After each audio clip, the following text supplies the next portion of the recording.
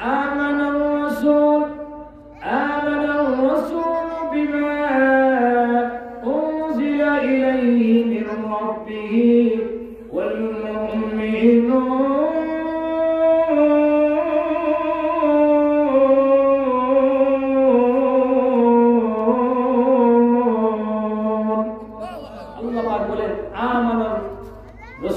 রাসূল ঈমান আনছে বিমা উনজিলা ইলাইহি, যা তার উপর নাযিল হয়েছে। আর রাসূলের উপর পুরা কোরআন দেখিয়েছে, নাযিল হয়েছে। সুবহানাল্লাহ। আর কাদের? ওয়াল মুমিনুন, এবং আমরা যারা মুমিন তাদেরকে কিতাবের উপর ঈমান আনা কি ফরজ। তাহলে এটা এমন একটি কিতাব যে কিতাবের উপর ঈমান আনা আমাদের জন্য ফরজ। যদি এই কিতাবের উপর ঈমান না থাকে তাহলে হাসরের মাঠে আল্লাহ আপনাকে আমাকে এলাও করবে না। আল্লাহর আদালতে যে দরখাস্ত দেওয়ার মতো সুযোগ আর থাকবে না। অত্যন্ত গুরুত্বপূর্ণ একটা কিতাব। তাহলে পাঁচটা বস্তু। এক নম্বর, এই কিতাবের উপর ঈমান আনা ফরজ। দুই নম্বর, এই কিতাবটি আপনি এবং আমি এই কিতাবকে আমল করা ফরজ। তিন নম্বর, এই কিতাবটি আপনি এবং আমি তেলাওয়াত করা ফরজ। চার নম্বর, এই কিতাব আপনি এবং আমি তেলাওয়াত করা ফরজ। এবং পাঁচ নম্বর হলো এই কিতাবটি আপনি এবং আমি অন্যের কাছে পৌঁছে দেওয়া ফরজ। তাহলে এই ফরজিয়তগুলি আমাদের এই কিতাবের উপর আছে। এবার আসলে এই কিতাব সম্পর্কে সামনে কয়েকটি কথা বলবো। আল্লাহ পাক রব্বুল আলামিন তার এই কিতাবটাকে দুনিয়ার বুকে হেফাজত করে রাখছেন তিন সিস্টেমে, তিনটা পদ্ধতিতে। এই কিতাবটা পৃথিবীর বুকে আছে 1400 বছর হয়েছে আজ। একটি অক্ষর কেন, একটি নক্তা পর্যন্ত এর মধ্যে পরিবর্তন হয় নাই। কয়টা পদ্ধতিতে? তিনটা। এক নম্বর, আল্লাহ রাব্বুল আলামিন এই কিতাবের যে শব্দগুলি আছে, এই শব্দগুলি কি কিয়ামত পর্যন্ত আমার আল্লাহ হাফিজে কোরআনের মাধ্যমে এই কিতাবের প্রত্যেকটা শব্দ আল্লাহ কিয়ামত পর্যন্ত আল্লাহর জমিনে হেফাজত রাখবেন। এক নম্বর। দুই নম্বর, এই কিতাবের একটা তেলাওয়াত আছে, এই কিতাব তেলাওয়াত করার দায়িত্ব আল্লাহ দিয়েছেন কারি কোরআনের উপর। কারি সাহেব যারা আছে তাদের মাধ্যমে আল্লাহ রাব্বুল আলামিন এই কোরআনের তেলাওয়াত কিয়ামত পর্যন্ত আল্লাহর জমিনে আল্লাহ হেফাজত রাখবেন। তিন নম্বর হলো এই কোরআনের অর্থ আছে, অর্থ এবং মর্ম আল্লাহ রাব্বুল আলামিন মুফাসসিরে কোরআনের মাধ্যমে এই কোরআনের অর্থ এবং মর্ম কিয়ামত পর্যন্ত আল্লাহর জমিনে হেফাজত রাখবেন। যদি আল্লাহর কোন বান্দা এই কিতাব তেলাওয়াত করতে কোনো ভুল করে লাহানে জরি করে কোরআন পড়তে গিয়ে ভুল করে মত গুনার মধ্যে কোনো ভুল হয়, এই কিতাব পড়তে গিয়ে লম্বা বাড়ি টান দেওয়ার মধ্যে কোনো ভুল হয়, এই কিতাব পড়তে গিয়ে উচ্চারণের মধ্যে কোনো ভুল হয়, আল্লাহ রাব্বুল আলামিন এই ভুলটা সংশোধন করার জন্য, এর হেফাজত করার জন্য, এটা পাহারাদারি করার জন্য আল্লাহর জমিনে কারীদের একটা জামাত আল্লাহ সৃষ্টি করে দিয়েছেন। কিয়ামত পর্যন্ত এই কারীরা এই কোরআনের বিশুদ্ধ তেলাওয়াতের পিছনে মেহনত করে যাবে। আল্লাহ রাব্বুল আলামিন কারি কোরআনের মাধ্যমে এই কোরআনের তেলাওয়াতকে সহিহ শুদ্ধভাবে আল্লাহর জমিনে জারি রাখবেন কিয়ামত পর্যন্ত। এক নম্বর। দুই নম্বর, আল্লাহ রাব্বুল আলামিন এই কোরআনের মধ্যে যে শব্দগুলি দিয়েছেন, শব্দগুলি 6600। এই কোরআনের মধ্যে যে শব্দগুলি আল্লাহ পাক দিয়েছেন এর মধ্যে আয়াত হলো 6666। 6666 আয়াত থেকে অর্ধেকটা আয়াত কেন, একটা আয়াতের কিছু অংশ কেউ গায়েব করতে পারবে না, কেউ লুকাইতে পারবে না, অন্য জায়গা থেকে আরেকটা আয়াত এনে ঢোকাইতে পারবে না। আয়াত কেন একটা শব্দ কেউ ঢোকাইতে পারবে না, শব্দ কেন একটা অক্ষরও কেউ বেষ্টন করে দিতে পারবে না। প্রথম পারার একটা আয়াত 30 পারা নিতে পারবে না, 20 পারার একটা আয়াত 24 পারায় ঢোকাইতে পারবে না, 25 পারার একটা শব্দ 10 পারার মধ্যে ঢোকাইতে পারবে না। যদি কেউ ঢোকায় ফেলে তাহলে আল্লাহ বলে, দুনিয়ার বান্দা বান্দীরা, আমি আল্লাহ আমার জমিনে এই কোরআনটাকে সংরক্ষণ করার জন্য, তার শব্দগুলি সংরক্ষণ করার জন্য একদল হাফেজে কোরআনের কলবগুলিকে আমি আল্লাহ বাছাই করে রাখছি। তাদের কলবে আমার কোরআনটা সুন্দরভাবে আমি স্থাপন করে দিয়েছি। যদি আমার কোরআনের কোনো শব্দ, কোনো অক্ষরের মধ্যে ভুল হয়, কোনো শব্দ কেউ কমায় ভাই হাফেজে কোরআনটা ধরে ফেলবে। এই জন্য 1400 বছর হয়ে গেল আল্লাহ কোরআনের একটা শব্দ কেউ মিস করতে পারে না। সুবহানাল্লাহ। এই জন্য আল্লাহ কোরআনের আয়াতে বলেন, লা ইয়াতিহি বাতিলু মিন বাইনি ইয়াদাইহি ওয়ালা মিন খালফিহি।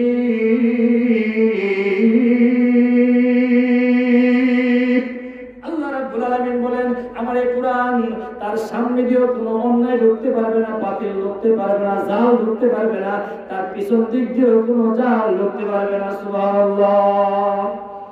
3 নম্বর, আল্লাহ পাক রব্বুল আলামিন এই কোরআনের অর্থ, এই কোরআনের ব্যাখ্যা, এই কোরআন তরজমা এবং তাফসীরকে হেফাজত করেছেন এক ঝাঁক মুফাসসিরে কোরআনের মাধ্যমে। এই কোরআন নাযিল হওয়ার শুরু থেকে নিয়ে আল্লাহ রাব্বুল আলামিন তার জমিনের মধ্যে একদল বান্দা বান্দির অন্তরকে আল্লাহ পাক বাছাই করেছেন এই কোরআনের অর্থকে হেফাজত করার জন্য। যদি আল্লাহ কোন বান্দা এই কোরআনের একটি শব্দের অর্থ ভুল করে হাজার হাজার মুফাসসিরে কোরআন দাঁড়ায় যাবে, এই নিয়ে তুমি ভুল করছো, তোমার এটা চলবে না। হাজার হাজার লক্ষ লক্ষ জনতা দাঁড়ায় যাবে, তোমার এই শব্দের এই অর্থ ভুল, প্রয়োজনে জীবন দিব, রক্ত দিব, তারপরে আল্লাহ কোরআনের ভুল থাকতে দিব না। সুবহানাল্লাহ। আল্লাহ কোরআনকে যদি কেউ গালি দেয়, রক্ত দেওয়ার জন্য লাখো জান প্রস্তুত আছে কিনা? নাই, প্রস্তুত আছে। এই কোরআনের একটা শব্দ কেউ যদি তাকে অবমাননা করে, তাহলে একটা শব্দের জন্য 1 কোটি জীবন দিতেও প্রস্তুত আছে, ঠিক কিনা? আল্লাহ পাক এইভাবে হেফাজত করেছেন। কিভাবে?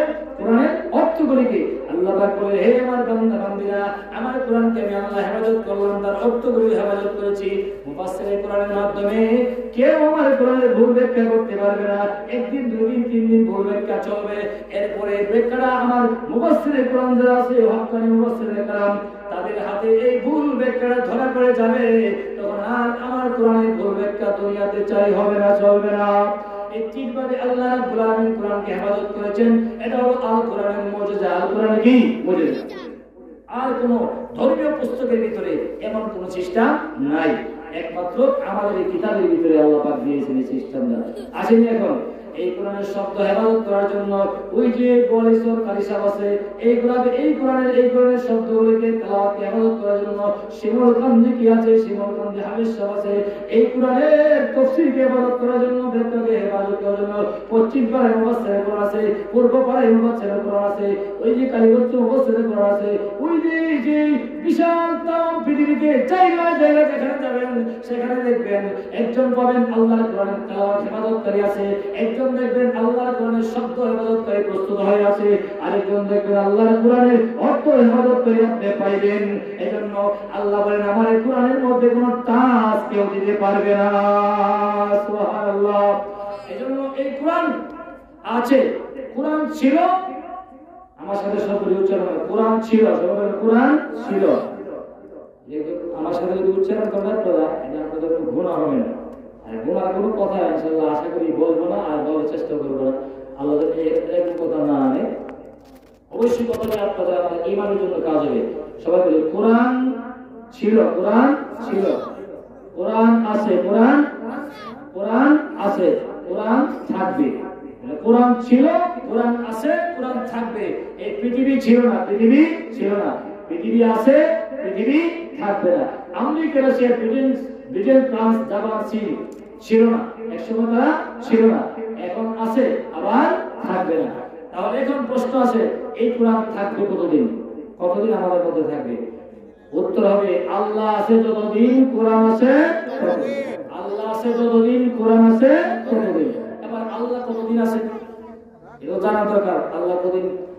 আবাদ বুলকাল করে কি একদিন শেষ হবে? এমন কি হবে? আল্লাহ কতদিন আছেন? আল্লাহ কতদিন আছেন আমরা জানি নাই।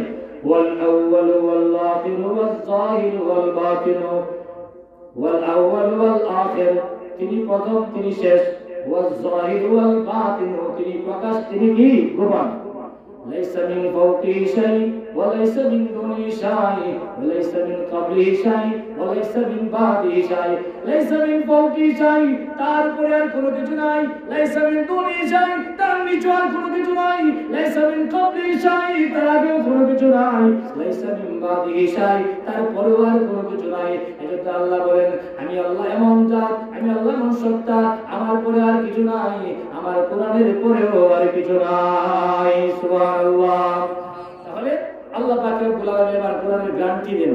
এই যে কথাগুলি আল্লাহ পাক বলেন যে আমার কোরআনের বিষয়ে যে কথাগুলি আসছে, কথাগুলি কি সাধারণ না অসাধারণ? আল্লাহ পাক রব্বুল আলামিন পবিত্র কোরআনের 30তম পারায় আল্লাহ বলেন ওয়াসসামা ইযাতিস সাদা ওয়াসসামা'i যাতিস সালাম, বৃষ্টি হওয়ার মতো উপযোগী আসমানের কসম করে আমি আল্লাহ বললাম, বৃষ্টি হওয়ার মতো উপযোগী আসমানের কসম করে আমি আল্লাহ বললাম। ওয়াল আরদি যাতিস সাদ'i, ফেটে যাওয়া জমিনের কসম করে আমি আল্লাহ বললাম। জমিন ফাটে কিনা? তাহলে 17 মাসে যে আমরা গোলার বন্ধ জমিন ফাটে আল্লাহ জানে কি জানে না? আল্লাহ 1400 বছর আগে কি হয়ে গেছে কোরআনের মধ্যে? পৃথিবী সৃষ্টি 2000 বছর আগেই ফেরেশতাদের সামনে আল্লাহ কোরআন তেলাওয়াত করেছেন নিজে, সুবহানাল্লাহ। তাহলে এই পৃথিবী সৃষ্টির 2000 বছর আগেই ডিক্টেটর ছিল প্রয়োজনে যদি গান কারণা হওয়ার সময় তাহলে দেখা যাবে গোলার বন্ধ জমিন কি হবে? ফাটবে। আল্লাহ বলেন ওয়াল আরদি যাতিস সালাম, ফেটে যাওয়া জমিনের কসম করে আমি আল্লাহ বললাম। ইন্নাহু লাকাউলুন ফাস, নিশ্চয় এই কোরআন কাউলুন ফাস, আমি আল্লাহর চূড়ান্ত সিদ্ধান্ত। আমি আল্লাহর সিদ্ধান্ত, একটা কথার মধ্যে কোনো পরিবর্তন হবে না, একটা কথার 170 ভাগের 1 ভাগের মধ্যে কোনো পরিবর্তন হবে না। আমার এই কথার কোনো সময় এই কিতাবের ভিতরে আমি আল্লাহ যত বিধান দিলাম, আমার কোনো বিধান কেউ লঙ্ঘন করতে পারবে না। যা দিলাম আমি আল্লাহ চূড়ান্তভাবে দিলাম, যা দিলাম আমি আল্লাহ সব কিছু আমি আল্লাহ নিষ্কুট থেকে দিলাম। কেউ তার মধ্যে কোনো সংস্কার করতে পারবে না, কেউ তার মধ্যে কোনো পরিবর্তন করতে পারবে না। আল্লাহ বলেন ইন্নাহু লাকাউলুন ফাস, জানো হে বিশ্ববাসী, জানো এই যে কিতাবটা তোমাদের সামনে দিলাম, লাকাউলুন ফাস, আমি আল্লাহ চূড়ান্ত সিদ্ধান্ত। এর মধ্যে যা আছে চিরসত্য, একটি পরিবর্তন তার মধ্যে কেউ আনতে পারবে না। অতঃপর আল্লাহ রাব্বুল আলামিন এর সামনে বলেন ওয়ামা হুয়া বিল হক, আল্লাহ জানো এটা কি? ওয়ামা হুয়া বিল হক, এটা ঠাট্টার কোনো বস্তু নয়, মজাক করার কোনো বস্তু নয়, আগুন দিয়ে জ্বালা দেওয়ার কোনো বস্তু নয়, ফু দিয়ে উড়িয়ে দেওয়ার কোনো বস্তু নয়। ঠিক কিনা? এই পর্যন্ত কুরআন নাযিল হওয়ার পর থেকে আবু জাহেল থেকে শুরু করে আজ পর্যন্ত আবু জাহেলের চলা চামড়া এই কুরআনের বিরুদ্ধে লেগে আছে, কিন্তু কুরআনকে আল্লাহ জমিন থেকে হটাইতে পারছে? হটাইতে পারে নাই। আসলে একটু কারণে শুনি। ছোটি আই শাহজালালের নির্ভীক সৈনিকেরা খতম করে গৌরবিন্দের চালাচা মুন্না গোলা, খতম করে গৌরবিন্দের চালাচা মুন্না গোলা। ওলিদের এই ভূমিতে বিপ্লবেরই মশাল জ্বালা, ওলিদের এই ভূমিতে বিপ্লবেরই মশাল জ্বালা। শাহজালালের স্বপ্ন ছিল আল কোরআনের জ্বলবে আলো, শাহজালালের স্বপ্ন ছিল আল কোরআনের জ্বলবে আলো। সে আলো ছড়িয়ে দিতে বিপ্লবেরই মশাল জ্বালা, সে আলো ছড়িয়ে দিতে রাজি আছি কারা কারা। নারে তাকবীর, নারে তাকবীর। আল কোরআনের আলো, আল কোরআনের আলো, আল কোরআনের সংগ্রাম। নারে তাকবীর। আসলে আল্লাহ কোরআন নিয়ে কিছু কথা বলি। আল্লাহ কোরআনের জন্য যারা জীবন দিয়েছে এমন একটা জীবনের কথা আমি আপনাদের সামনে উপস্থাপন করছি। আমার এতটুকু আলোচনা ছিল আমার ভূমিকা। মূল আলোচনা হলো মাখলুক কাকে বলা হয়। এই চেয়ারটা মাখলুক, এই যে গ্লাসটা মাখলুক, এটা মাখলুক। আপনি মাখলুক, আমি মাখলুক, যা দেখি সব মাখলুক। মাখলুক করতে হলো এটা ছিল না, ধ্বংস হয়ে যায়, আছে কিন্তু ধ্বংস হবে। কি হবে? ধ্বংস হবে। আর খালেক যিনি সৃষ্টিকর্তা তিনি কি হন না? ধ্বংস হন না। এই পৃথিবীতে বাদশা মামুনের জমানায় একটা ফিতনা চলতেছিল, আকীদা হলো আমাদের মেইন বিষয়। এখন যদি আপনি মুসলমান হন, সারাদিন ওযু করে নামাজ পড়ে বড় কাজে বল, একদম ঈমান আনছে না, কিন্তু তাহাজ্জুদ করে। এই যে কোন যে ঘটনাটা কেমন, ঈমান আনে না কিন্তু কি বলে? তাহাজ্জুদ করে। তাহলে এই চাঁদের উপর দাম আছে। তাহলে ঈমান হলো আকীদার বিষয়। এখানে একটা আকীদার বিষয় আমাদের হলো, এই আকীদার বিষয় নিয়ে একটা ফিতনা ছড়াইছিল বাদশা মামুনের জমানায়। বাদশা মামুন তারা ছিল মুতাযালাপন্থী। মুতাযালাদের আকীদা হলো যে এই কিতাবটা যে আছে এটা আল্লাহর সৃষ্টি, আল্লাহর সৃষ্টি, আর সৃষ্টি যা আছে সব ধ্বংস হবে। কি হবে? ধ্বংস হবে। আল্লাহর সৃষ্টি এটা মাইনে নিলে অর্থ কি হয়ে যাবে? ধ্বংস হয়ে যাবে। কিন্তু এটা আল্লাহর সৃষ্টি না, আল্লাহর একটা গুণ, আল্লাহর একটা সিফাত। আল্লাহর কি গুণ? আল্লাহর এমন একটা গুণ, এটা সিফাতের মুনফাক গায়রে মুনফাক, মানে যে সিফাতটা যে গুণটা কোনো সময় আল্লাহ থেকে আলাদা হবে না। তাহলে আমাদের সামনে যে কোরআনটা আছে এটা হলো ফটোকপি, মূল কোরআনের কি ফটোকপি। এই ফটোকপিটা যদি আমাদের থেকে চলে যায় তাহলে আল্লাহ বলে আমি আরো কিছু মেশিন রাখছি দুনিয়াতে জায়গায় জায়গায়, যে এই মেশিনের কাছে গেলে ফটোকপি এসে দেবো। মেশিনটা কোন বলি আগে যে কোরআনের ভিতরে কলমের মধ্যে আমি কি করছি স্টক করে দিছি, ওইখান থেকে আমার ফটোকপিটা কি করতে হবে না নিয়ে আসতে হবে। তাহলে মাখলুক যদি বলা হয় তাহলে এটা ধ্বংস হয়ে যাবে। আর যদি আল্লাহর সিফাত বলা হয় আল্লাহ আছে যতদিন কোরআন আছে ততদিন। মানে আসলে কোরআন হলো আল্লাহর সিফাত, কালামুল্লাহ আল্লাহ কি সিফাত। এখন বাদশা তার মতকে ইসলামিক ভাষা তার মতকে প্রচার করার জন্য সর্বপ্রথম তার দরবারে যত সরকারি মুরব্বী ছিল সব জমানায় দুই জাত মুরব্বী থাকে। এক জাত মুরব্বী হলো সরকারি, আর এক জাত মুরব্বী হলো কি দরকারি। সরকারি মুরব্বী যারা ছিল তাদেরকে প্রথম নোটিশে সবাই কাট করে রয়েছে যে না ঠিক আছে যা কোরআন ভাষা আপনি যা বলছেন কোরআন আল্লাহ সৃষ্টি করে দিয়েছেন। এবার বেসরকারি মুরব্বী যারা আছে তাদের মধ্যে কি হলো এটা প্রচার করতে লাগলো যে না মানবে তার জেল জুলুম হত্যা।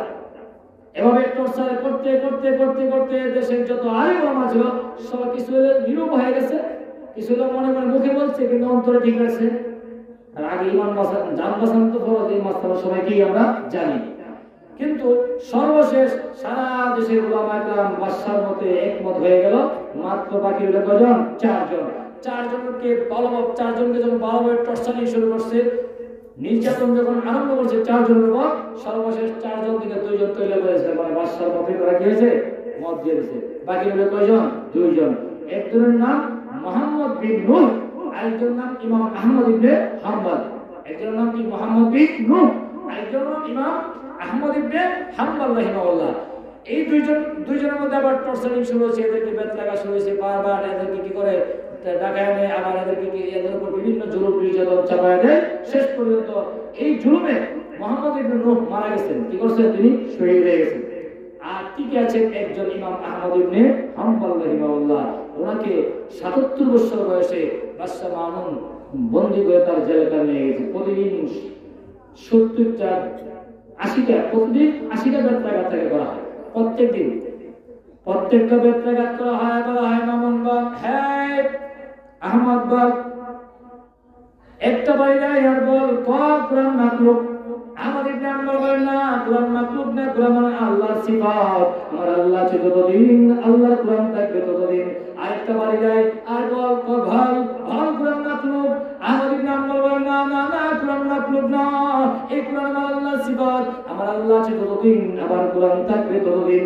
এভাবে প্রতিদিন 80টা দোয়া লাগায়, 80টা বেত লাগায়। যখন বেত দুই দেওয়া হয় তখন আহমদ ইবনে হাম্বলকে চৌরাস্তার মোড়ে আনা হয়, জনসম্মুখে আনা হয়। জনসম্মুখে না আহমদ ইবনে হাম্বলকে প্রতিদিন এভাবে 80টা করে দোয়া দেওয়া হয়, বেত্রাঘাত করা হয়। বেত্রাঘাত করার পরে ওনাকে জেলে নিয়ে যায়। এভাবে ওনার উপর টর্চারিং চলছে। ওই আহমদ ইবনে হাম্বল উনি ওনাকে যখন ডান্ডা বেরিয়ে পড়ে 4টা ডান্ডা বেরিয়ে ওনাকে পড়েছে, কয়টা ডান্ডা বেরিয়ে 4টা ডান্ডা বেরিয়ে পড়ে এই বুড়া মানুষটাকে যখন জেলখানে নিয়ে যায়, যাওয়ার পথে গ্রাম থেকে একটা লোক দৌড়ায় গেছে আহমদ ইবনে হাম্বলের কাছে। কারণ সবার তো মনে মনে জানা আছে আসলে বাদশা যেটা করতেছে ভালো না, কিন্তু বাদশার অত্যাচারে অতিষ্ঠ হইয়া সবাই কি করতে কিছু লোক চুপ আর কিছু হয়েছে মুখরাজি হয়ে গেছে, নিম্নরাজি হয়ে গেছে, কিন্তু কেউ কোনো শব্দ করে। একজন লোক মাত্র দেশের মধ্যে তিনি আহমদ ইবনে হাম্বল। ওনাকে বলতেছে এই মোল্লা সব তুই আমার দলে এসে গেছে, সবার মধ্যে একমত, তুই কেন যাস না? আহমদ ইবনে হাম্বল বলে না সবাই যদি জাহান্নামে যায় আমি একা আমিও জাহান্নামে যেতে পারবো না, আমাকে জান্নাতে যেতে হবে। সবাই যদি আল্লাহর বিপক্ষে চলে যায়, আল্লাহর কোরআনের বিপক্ষে চলে যায়, আমি যেতে পারবো না। কমপক্ষে আমি আহমদ ইবনে হাম্বল আল্লাহর কোরআনের পক্ষে থাকতে হবে। সেই আহমদ ইবনে হাম্বলকে যখন 4টা ডান্ডা বেরিয়ে পড়ে জেলখানায় কয়েকটা নিয়ে যাওয়া হয়, গ্রাম থেকে দৌড়ে একটা লোক আসছে, এসে বলছে ইয়া আহমদ, হ্যাঁ আহমদ তোমার দিকে পুরো জাতি ধারা আছে, বাদশার অত্যাচার মাঝে অতিষ্ঠ হইয়া সবাই চুপ হয়ে আছে, কেউ কথা বলছে না, তুমি শুধুমাত্র কথা বলছো। জাতি তোমার দিকে তাকায় আছে, সাবধান আহমদ ইবনে হাম্বল, তোমার উপর জাতি ইমান নির্ভর করছে। যদি তুমি রয়ে যাও পুরো জাতি গুমরাহ হয়ে যাবে। হে আহমদ ইবনে হাম্বল দুইটা কথা আমি তোমাকে বলে দেব।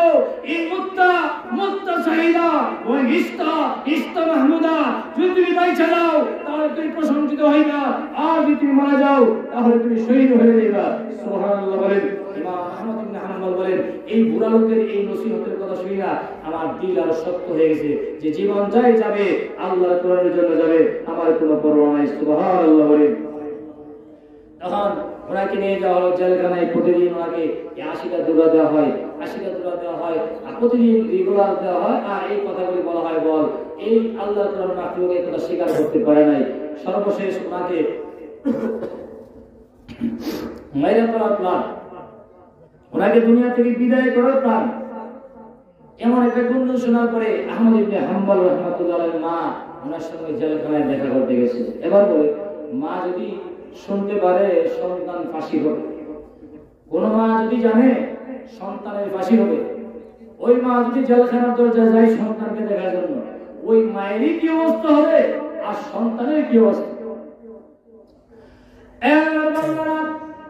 আহমদ ইবনে হাম্বলের মা জেলখানার দরজায় গিয়ে ডাকতেছে, বাবা আহমদ আয় আয়, তোকে একটু নজর দেখি।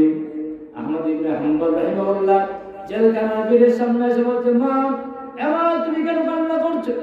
আমি তো আল্লাহর কোরআনের জন্য নির্যাতন সহ্য করছি, মা তুমি কান্না করো না। আহমদ ইবনে হাম্বলের মা বলে, সন্তান আমি কান্না করার জন্য আসি নাই, আমি তোমাকে একটা কথা বলার জন্য আসছি রে বাবা। আমি যা জানতে পারলাম তুমি সত্যের উপর আছো, আল্লাহর কোরআনের পক্ষে তামাম বিশ্ব পৃথিবীর মধ্যে তুমি একমাত্র আল্লাহর কোরআনের পক্ষে দাঁড়ায় গেছো বাবা।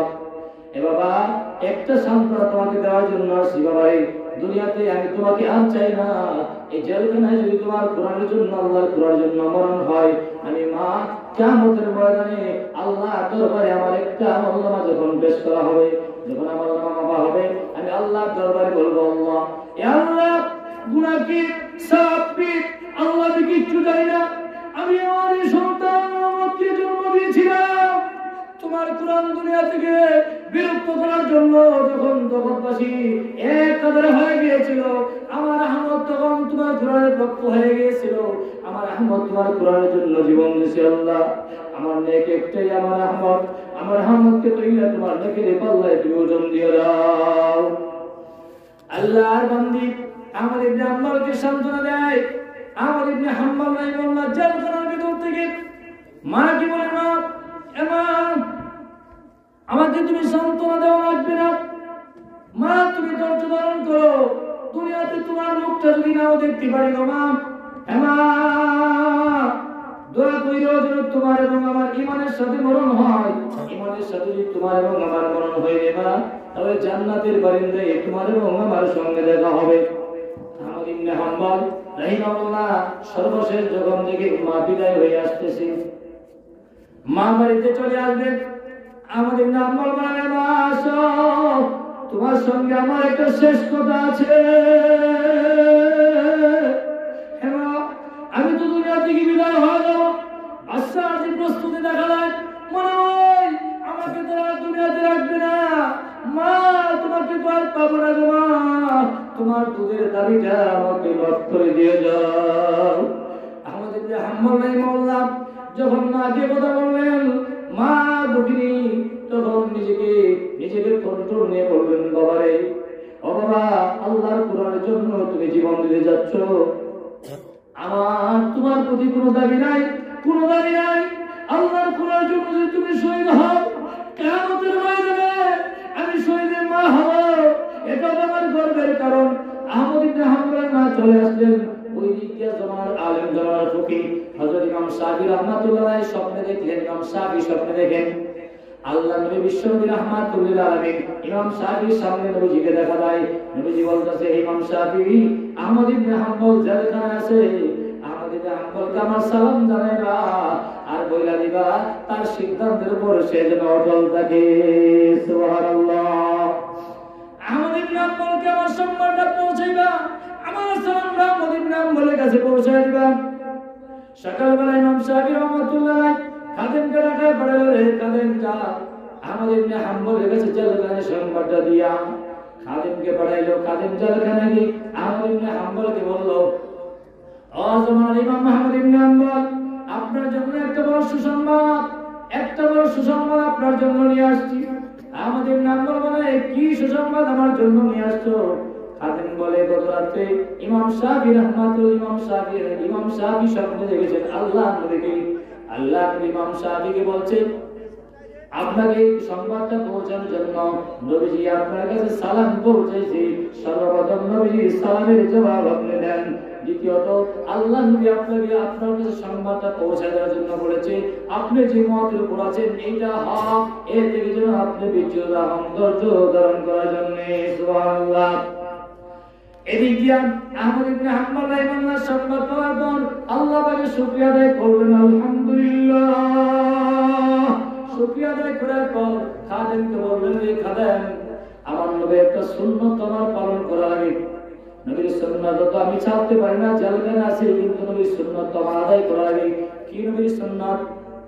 নবীজির সুন্নাত হলো, কেউ যদি কারো কাছে সুসংবাদ নিয়ে যায়, সংবাদ বহনকারীকে হাদিয়া দিয়ে দেওয়া আল্লাহ নবীর সুন্নাত। আমাদের হাম্বল বলে, রে খাদেম, আমার কাছে কোনো সম্মান নাই, কোনো কিছু নাই, আমি তোমাকে কি হাদিয়া দিব, কি হাদিয়া দিব? এই যে দেখো আমার গায়ে একটা জুব্বা আছে, এই জুব্বাটা জালেম বাদশার বেতির আঘাতে আঘাতে টুকরা টুকরা হয়ে গেছে, এটা আমার সম্মান। নে নে, আমার এই জুব্বাটা দিয়ে দিলাম, আমার এই জুব্বাটা তোকে হাদিয়া দিয়ে দিলাম, আমার জুব্বাটা নিয়ে নে। সুবহানাল্লাহ। ইমাম আহমদ ইবনে হাম্বল রাহিমাহুল্লাহ জুব্বাটা দিয়ে খুলে দিলেন, খাদেমের হাতে জুব্বাটা দিয়ে দিলেন। খাদেম জুব্বা নিয়ে চলে আসলেন বাড়িতে। দেখা করতে গেলেন ইমাম শাফি রাহমাতুল্লাহর কাছে। ইমাম শাফি রাহমাতুল্লাহর সঙ্গে দেখা করতে গিয়ে যাওয়ার সঙ্গে সঙ্গে ইমাম শাফি বললেন, এ খাদেম, তুমি যে জেলখানায় সুসংবাদ নিয়ে গেছো, ইমাম আহমদ তোমাকে কি হাদিয়া দিছে, আমাকে হাদিয়াটা দাও। খাদেম বলে, হুজুর, আপনি তো জানেন না হাদিয়ার কথা, আপনি কেমন করে জানলেন ইমাম মুহাম্মদ জেলখানার ভিতরে আমাকে হাদিয়া দিবে, আপনি কেমন করে জানেন?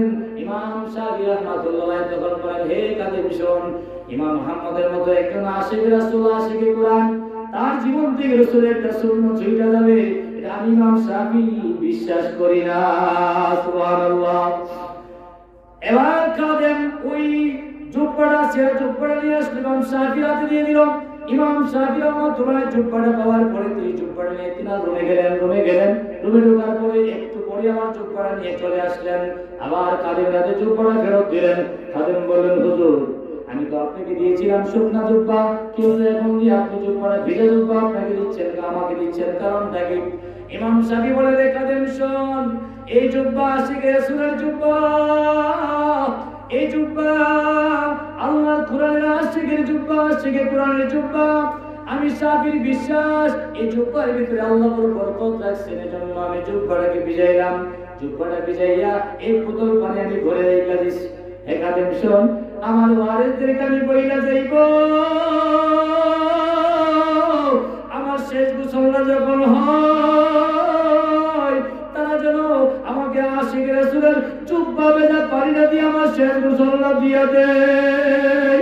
আমি শাফির বিশ্বাস, আশিক রাসূলের জুব্বা ভেজা পানি দিয়া যদি আমার শেষ গোসলটা হইয়া যায়, তাহলে আমার বিশ্বাস আমার আল্লাহ আমার এই শরীরে কবরে আযাব দিবেন না। সুবহানাল্লাহ। লা ইলাহা ইল্লাল্লাহ, লা ইলাহা ইল্লাল্লাহ, লা ইলাহা ইল্লাল্লাহ, লা ইলাহা মাশাআল্লাহ, লা ইলাহা ইল্লাল্লাহ, লা ইলাহা ইল্লাল্লাহ, লা শারীকা ইল্লাল্লাহ, লা মাবুদা ইল্লাল্লাহ, লা মাশরুকা ইল্লাল্লাহ,